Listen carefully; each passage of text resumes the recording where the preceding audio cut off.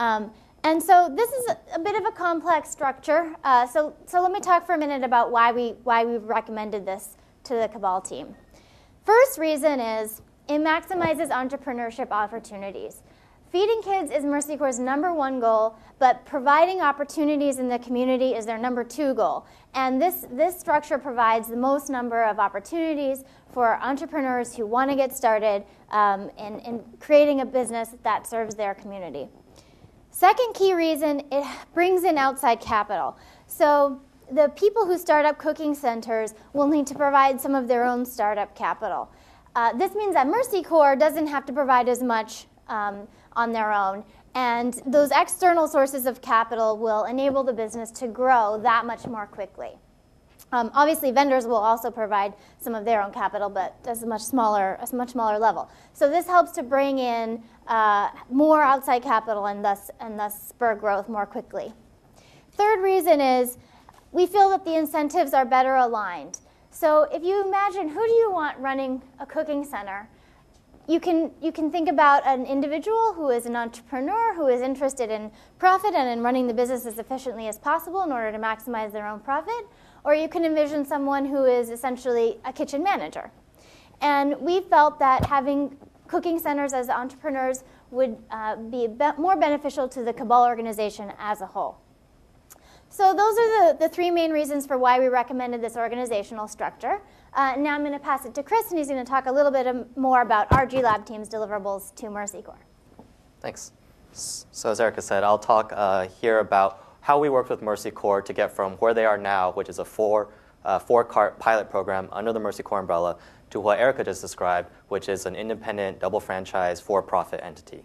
So the first question you might be asking about this whole double franchise system is, will any of this make money? Will the headquarters make money? Will the independent cooking center franchisees make money? And will the independent vendor franchisees make money? So like any good MBA student, we develop financial pro formas.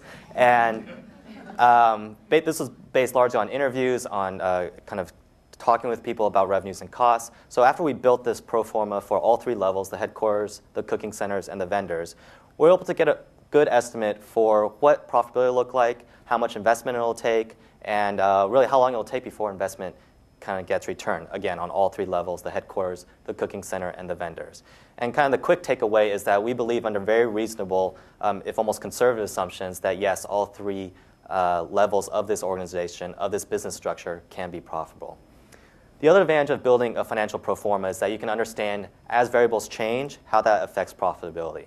So one of the variables we looked at is CEO monthly salary, which can actually change dramatically based on what type of person you're looking for. So no need to go into details here, but obviously this dramatically affects the profitability and the kind of payback period for the headquarter level in particular. So that's kind of the financials that we looked at, building the pro forma, helping them understand the impact of different variables on their financials. But we also want to look at kind of the softer factors. How do you transition from, again, where you are now, a four-cart pilot, to where you want to be in the future, a double franchise system that's a for-profit entity. So along those lines, we developed numerous things, including things like a transition plan, looking really out into the 2 to 3 year timeline, and a phased transition approach going from this, again, under the Mercy Corps umbrella, to, in the future, a separate entity on its own. Also, we developed recommendations around the organization, among many other things. But for example, for the organization, suggestions on what type of people to put in the board of directors, what type of person you want to look for in the CEO. And furthermore, within the actual organization, for the headquarters specifically, what type of people you want to staff and what kind of roles and responsibilities they'll have in the headquarter organization of Cabal. And finally, the last thing I'll touch on is we kind of developed kind of the most important things they want to address in the immediate future in order for this to be a success. So kind of the totality of all this is a set of tools, documents, plans, and recommendations on really, again, how to go from where they are today, or when we were there in January, which is a four-cart pilot, to where they want to be, a double franchise for-profit entity. So a couple of key points about the double franchise system and why we think it's great.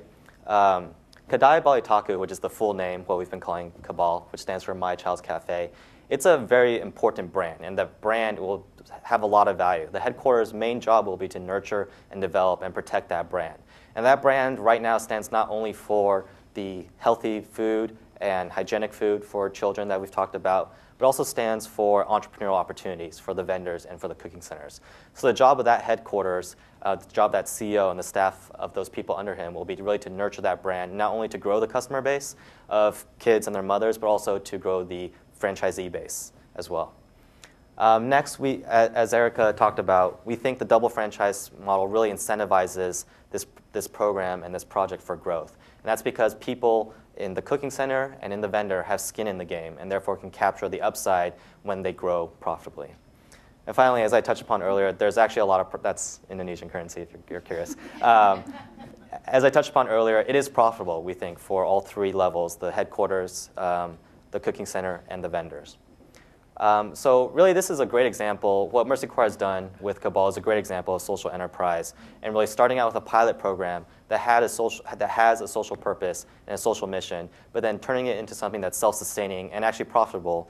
And really, we think it's a great example of social enterprise. So in conclusion, really want to thank Mercy Corps for hosting us and kind of setting this project up, and also Sloan for putting the G-Lab team together and also funding our way there, which is great. So I think we're going to take questions afterwards, so thanks for your time for now. Thank you. That was great.